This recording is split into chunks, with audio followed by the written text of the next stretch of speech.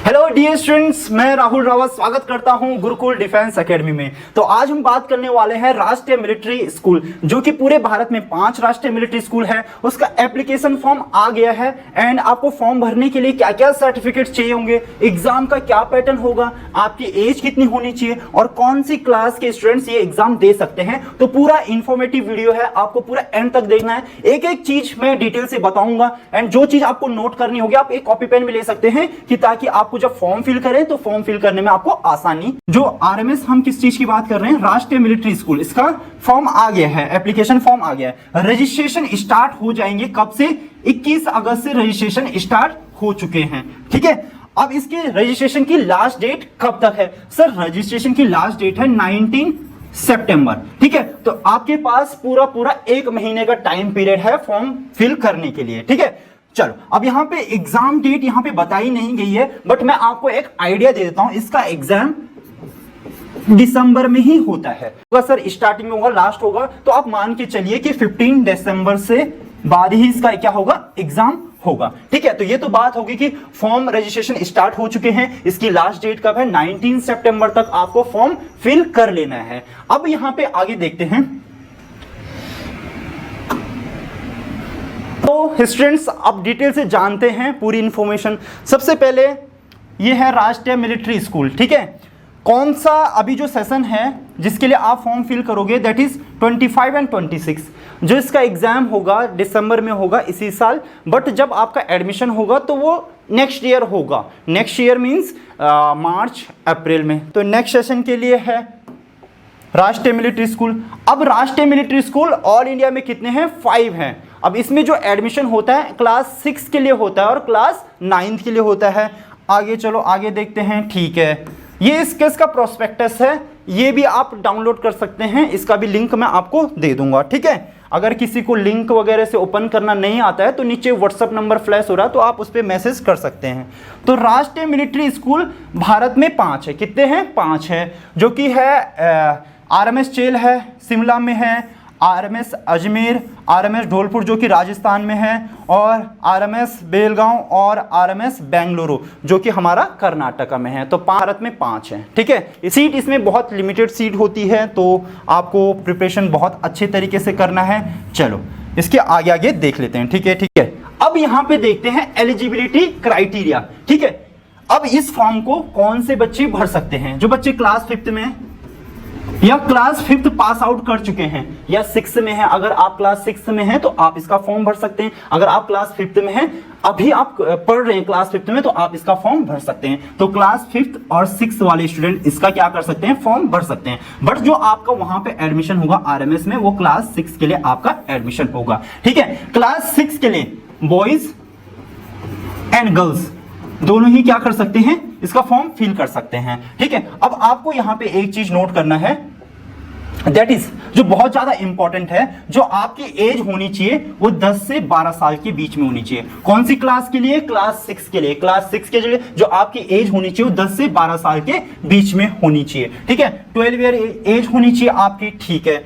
चलो, और जो क्लास 9th के लिए एज होनी चाहिए 13 से लेके 15 के बीच में होनी चाहिए। इसके बारे में डिटेल से कौन से महीने से कब तक, वो पूरा डिटेल में अभी मैं आपको बताने वाला हूं। तो आपको एक चीज याद रखना है, जिसमें एडमिशन होता है क्लास 6 के लिए, इसमें बॉयज एंड गर्ल्स दोनों फॉर्म फिल कर सकते हैं। बट क्लास रिजर्वेशन की बात करते हैं हम। यहाँ पे रिजर्वेशन सबसे ज्यादा इंपॉर्टेंट रोल हो जाता है आरएमएस में। मेन आरएमएस स्कूल बनाए गए थे या आर्मी वालों के बच्चों के लिए बनाए गए थे, जो जेसीओ रैंक के होते हैं या उससे थोड़ा नीचे रैंक के होते हैं। तो उनके लिए यहाँ पे रिजर्वेशन है 70%, मतलब 70% जेसीओ और अदर रैंक। किस रैंक? Army, navy, air force. जो इसमें जैसे जेसीओ के इक्विवेलेंट होते हैं। जेसीओ क्या होता है? सूबेदार मेजर होता है आर्मी में, ठीक है। जो सूबेदार होता है उससे थोड़ा नीचे रैंक, ये सब रैंक के लिए उनके बच्चों के लिए 70% यहाँ पे रिजर्वेशन है। आर्मी, नेवी, एयरफोर्स, बस आपकी रैंक जेसीओ से ऊपर नहीं होनी चाहिए, ठीक है। जेसीओ बोले तो सूबेदार मेजर से ऊपर नहीं होनी चाहिए। अगर आपकी रैंक सूबेदार मेजर से ऊपर है तो आप एक ऑफिसर कैटेगरी में आते हैं, तो ऑफिसर कैटेगरी के लिए कोई भी रिजर्वेशन नहीं है। तो यहाँ पे आते हैं 70% तो जेसीओ एंड अदर रैंक के लिए हो गया, आर्मी नेवी एयरफोर्स, ठीक है। जेसीओ मैंने आपको बता दिया, सूबेदार मेजर सूबेदार उस रैंक का। आर्मी में अगर आपकी कोई भी रैंक है इससे नीचे है तो आप इस कैटेगरी में आएंगे, ठीक है। उसके बाद देखते हैं यहाँ पे 30% क्या है, 30% है सिविलियन। सिविलियन जो आर्मी के आप बैकग्राउंड नहीं रखते हैं, या अगर आप आर्मी के ऑफिसर्स, जैसे आर्मी के अगर आपके पापा आर्मी ऑफिसर्स हैं, लेफ्टिनेंट कैप्टन, ये इस रैंक का है, तो उनके लिए कोई भी यहाँ पे रिजर्वेशन नहीं है। उनके लिए ऑफिसर्स मैं यहाँ पे लिख लेता हूँ, ऑफिसर प्लस यहाँ पे जो सिविलियन है, ठीक है, सिविलियन के लिए सेम है 30%। तो 70% आर्मी वालों के बच्चों के लिए और 30% सिविलियन और ऑफिसर्स के बच्चों के लिए, ठीक है। यहाँ पे देखो कंडीशन ऑफ एलिजिबिलिटी, ठीक है। मैंने आपको पहले भी बताया था, जो बच्चा क्लास 6 के लिए अप्लाई करेगा, क्लास 6 के लिए अप्लाई करेगा, बॉयज़ एंड गर्ल्स दोनों अप्लाई कर सकते हैं। आप कौन सी क्लास में होने चाहिए अभी, या तो आप क्लास 5th में हो या क्लास 6th में हो। आपकी एज किससे 10 से 12 साल के बीच में होनी चाहिए, ठीक है। अब यहाँ पे एक चीज़ याद रखना, जो आपका जो डेट ऑफ बर्थ है वो इसके बीच में आना चाहिए। 1 अप्रैल 2013 से लेके 31 मार्च 2015 के बीच में आपका क्या आना चाहिए, डेट ऑफ बर्थ आना चाहिए, तभी आप इसके एलिजिबल हो, ठीक है। तो क्लास हमने 6 की बात कर ली, तो 1 अप्रैल 2013 से लेके 31 मार्च 2015 के बीच में आपकी क्या होनी चाहिए, डेट ऑफ बर्थ होनी चाहिए। क्लास 6 में बॉयज एंड गर्ल्स दोनों ही फॉर्म फिल कर सकते हैं। अब क्लास 9th का देख लेते हैं। यहाँ पे क्लास 9th के लिए बच्चा कौन सी क्लास में होना चाहिए, 8th क्लास में होना चाहिए या 8th क्लास पास आउट होना चाहिए। अगर 8th क्लास पास आउट हो जाए तो क्लास 9th वाला भी इसका पेपर दे सकता है। बट आपकी एज कितनी होनी चाहिए, आपकी एज होनी चाहिए 13 साल से लेके 15 साल के बीच में। 9th के लिए देखते हैं कि आपकी डेट ऑफ बर्थ कहाँ से कहाँ होनी चाहिए। आपकी डेट ऑफ बर्थ होनी चाहिए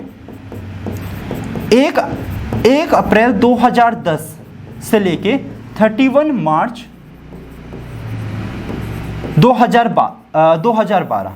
तो 2010 से लेके 2012 ये डेट है। 1 अप्रैल 2010 से लेके 31 मार्च 2012 के बीच में आपकी क्या होनी चाहिए, डेट ऑफ बर्थ होनी चाहिए फॉर क्लास 9th। अगर आप आरएमएस का फॉर्म फिल करना चाहते हैं तो इसके बीच में आपकी क्या होनी चाहिए, डेट ऑफ बर्थ होनी चाहिए। सारे स्टूडेंट्स को क्या होता है कि सिलेबस की जानकारी अच्छे से नहीं होती, तो यहाँ पे देख लेते हैं क्लास 6 के लिए। जो क्लास 6 के लिए है ये 200 मार्क्स का क्या होता है, पेपर होता है। कितने मार्क्स का होता है, 200 मार्क्स का, जिसमें आपका 50 मार्क्स का क्या होता है, इंग्लिश होता है। 50 मार्क्स का आपकी रीजनिंग होती है जिसे इंटेलिजेंस टेस्ट कहा जाता है। 50 मार्क्स की आपकी मैथ्स होती है और 50 मार्क्स का आपका क्या होता है, general knowledge plus current affair. Current affair का छोटा सा पोर्शन होता है, 5, 7, 10 नंबर का करंट अफेयर आता है, बाकी आपका क्या होता है, जनरल नॉलेज होता है। तो टोटल 200 मार्क्स का आपका क्या होता है, पेपर होता है फॉर क्लास 6। यहाँ पे 20 मार्क्स का आपका ओनली 20 मार्क्स का क्या होता है, इंटरव्यू भी होता है। आरएमएस में क्या होता है, आफ्टर अगर आप एग्जाम क्वालिफाई करते हो, क्लियर करते हो, तो उसके बाद आपका 20 मार्क्स का क्या होगा, इंटरव्यू होगा फॉर क्लास 9th, ठीक है। तो यहाँ पे क्लास 9th के लिए थोड़ा सा पैटर्न यहाँ पे डिफरेंट है। क्लास 9th के लिए यहाँ पे जो पहला टेस्ट होगा वो 100 मार्क्स का होगा, इसका भी 200 नंबर का रहता है। इसमें क्या आएगा, इंग्लिश आएगा, हिंदी आएगी और सोशल साइंस आएगा। इंग्लिश का वेटेज 50 मार्क्स का है, हिंदी का वेटेज 20 मार्क्स का है और जनरल साइंस या सोशल साइंस का यहाँ पे जो वेटेज है दैट इज 30 मार्क्स। तो यहाँ पे सोशल साइंस कितना है, 30 नंबर का है। जो पेपर 2 होगा वो भी 100 नंबर का होगा, इसमें 50 नंबर की मैथ्स आएगी और 50 नंबर का आपका क्या आएगा, साइंस आएगा। तो इसका जो भी पेपर है 200 मार्क्स का है, प्लस इसमें जो इंटरव्यू होता है वो 50 मार्क्स का होता है। तो टोटल हम यहाँ पे बात करें तो 250 मार्क्स, ठीक है। इंटरव्यू सिर्फ उन्हीं बच्चों का होता है जो एग्जाम को क्वालिफाई करते हैं, पास करते हैं एग्जाम, ठीक है। चलो अब आगे बात करते हैं। ये हमने अभी तक क्या क्या बात कर लिया, रिजर्वेशन किसको मिलेगा, हमने एज देख लिया है कि क्या आपकी एज होनी चाहिए, कौन सी क्लास के बच्चे इस एग्जाम का फॉर्म फिल कर सकते हैं, मतलब एप्लीकेबल है, फॉर्म को फिल कर सकते हैं। क्लास 5th, क्लास 6, अगर आपका एज कैटेगरी उसमें आ रहा है जो अभी मैंने बताया है, क्लास 8th और क्लास 9th वाले बच्चे इसका फॉर्म फिल कर सकते हैं। बट जो एडमिशन होगा आरएमएस में, एडमिशन सिर्फ 2 ही क्लासेस में होता है। एक होता है क्लास 6 के लिए, अगला होता है क्लास 9th के लिए। अगर आप ऑलरेडी क्लास 6 में पढ़ रहे हैं और अगर आप पेपर देते हैं, अगर आप एग्ज़ाम क्वालिफाई करते हैं, इंटरव्यू वगैरह सब आपका क्लियर हो जाता है, उसके बाद आपका जो एडमिशन होगा वो अगेन आपका 6 क्लास में होगा, क्योंकि वहाँ पे क्लास 6 में ही आपको एडमिशन दिया जाता है। ठीक है, ये चीज़ क्लियर करके हम आगे बढ़ते हैं। अब क्या होता है सिलेबस। सिलेबस आपको सिलेबस के बारे में मैं एक डिटेल से अलग वीडियो बना दूंगा। उसके बाद इंटरव्यू होता है। ठीक है, रिजल्ट मेरिट बेसिस पे आता है। ठीक है, ऐसे नहीं होता है कि जैसे आपके क्या होता है, जैसे आपने रिटन क्लियर क्वालिफाई किया तो रिटन प्लस इंटरव्यू के मार्क्स देखे जाते हैं, तो जिस हिसाब से जिन बच्चों के अच्छे ऊपर रैंक के रहते हैं तो उनको वहाँ पे लिया जाता है। तो मेरिट बेसिस पे यहाँ पे क्या होता है, सिलेक्शन होता है, फाइनल सिलेक्शन। ठीक है, अगर आपका क्या हो गया, रिटन क्लियर हो गया, आपका इंटरव्यू भी क्लियर हो गया, उसके बाद आपका क्या होता है, फाइनल में क्या होता है, उसके बाद क्या होता है, मेडिकल होता है। मेडिकल बहुत अच्छे खासे लेवल का क्या होता है, मेडिकल होता है। अब यहाँ पे फीस की बात करें, अब रैंक का फर्क यहीं पे आता है। जैसे मैंने बोला जेसीओ, सूबेदार मेजर, सूबेदार नायब सूबेदार, ठीक है, तो यहाँ पे फर्क आता है। अगर आपके पापा की रैंक जेसीओ रैंक के हैं, ठीक है, जेसीओ हो गया, ठीक है, जेसीओ रैंक इक्विवेलेंट टू, जैसे मान के चलते हैं कि नेवी एयरफोर्स में जो जेसीओ रैंक होता है, आर्मी में तो जेसीओ रैंक होता है, तो इसके जो इक्विवेलेंट रैंक होते हैं नेवी एयरफोर्स में, तो उनकी जो फीस होगी, ट्यूशन फीस कितनी होगी, 18,000 रुपये मात्र। बट अब यहाँ पे एक और फैक्टर है कि सर ये यहाँ पे भी तो कुछ लिखा है, तो ये 12,000 उनके लिए, जैसे आपके पापा हवलदार हैं या कुछ आपके पापा क्या है, हवलदार हैं या उससे एक रैंक नीचे हैं, तो उनके लिए फीस कितनी है, ओनली 12,000 रुपीज़, 12,000 रुपये ट्यूशन फीस, प्लस उसमें कॉशन मनी ली जाती है जो वन टाइम होती है, 1200 1800, कोई बड़ा अमाउंट नहीं है। तो मैं बच्चों को सबसे पहले बोलता हूं कि आपको ना सैनिक स्कूल से ज़्यादा आरएमएस के लिए प्रिपेयर करना चाहिए, बिकॉज यहाँ पे फी का ना बहुत ज़्यादा अंतर है। सैनिक स्कूल में 1.5 लाख, 1,60,000 तक, 1,70,000 तक फीस पहुँच जाती है। यहाँ पे आपका कुल मिला के 12, 15, 20,000 में आपका 1 साल का मतलब फी है, इसमें खाना पीना रहना सब कुछ है। ठीक है, तो हमने बात कर ली। जैसे सिविलियन का तो यहाँ पे थोड़ा सा है कि 51,000, यहाँ पे जो कॉशन मनी है कितना है, 6,000, जो कि अगर हम सैनिक स्कूल से अगेन कंपैरिजन करें तो कुछ भी नहीं है, बहुत कम अमाउंट है। ठीक है, चलो हमने यहाँ पे फ़ी का भी बारे में यहाँ पे डिस्कस कर लिया है। अब आगे देखो, ठीक है, आगे क्या है, जेसीओ रैंक। ठीक है, स्कॉलरशिप है, तो स्कॉलरशिप को अभी हम, ये हमारे लिए अभी इतना इम्पॉर्टेंट नहीं है, स्कूल रूटीन ये सब बात की बातें हैं जब बच्चे का सिलेक्शन हो जाए। और कुछ इम्पॉर्टेंट इसमें दिख रहा है, मैसिंग वगैरह, ये सब बात की बात है, ये स्कूल में कैसे होता है। अब इसके बाद सारे स्कूलों के बारे में किट क्या है, ये सब कोई भी कुछ भी चीज़ इम्पॉर्टेंट नहीं है। ठीक है, अब यहाँ पे देख लेते हैं कि डॉक्यूमेंट्स क्या चाहिए होंगे। ठीक है, अब जितना हमने देखना था, हमने सबसे पहले बात की कि आपकी एज कितनी होनी चाहिए, कौन से क्लास के बच्चे इसका फॉर्म फिल कर सकते हैं। उसके बाद फ़ी हमने देख लिया है, रिजर्वेशन हमने देख लिया है, हमने सिलेबस देख लिया कि क्या क्या इसमें आता है, कितने मार्क्स का पेपर होता है, इंटरव्यू कितने मार्क्स का होता है। अब इसकी बात करते हैं कि डॉक्यूमेंट्स, क्या क्या डॉक्यूमेंट्स की जरूरत होगी। सबसे पहले इसके लिए जो डॉक्यूमेंट्स की जरूरत है, that is number 1 birth certificate. ठीक है, एक बर्थ सर्टिफिकेट हो गया। उसके बाद आपको आधार कार्ड की ज़रूरत होती है। ठीक है, उसके बाद जैसे सिग्नेचर होता है, थंब इम्प्रेशन होता है, तो वो तो उसी टाइम पे हो जाता है, उसमें कोई बड़ी बात नहीं है।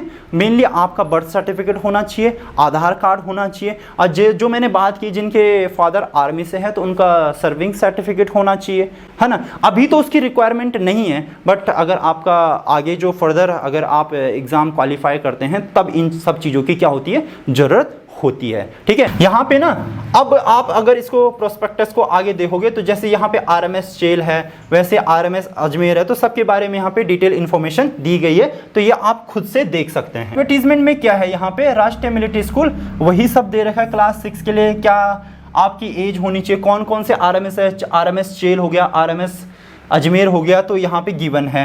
यहाँ पे एज कितना होना चाहिए, बॉयज़ एंड गर्ल्स, यहाँ पे लिखा है ये वाला point boys and girls, but यहाँ पे ओनली बॉयज़ के लिए है, क्लास 9 के लिए।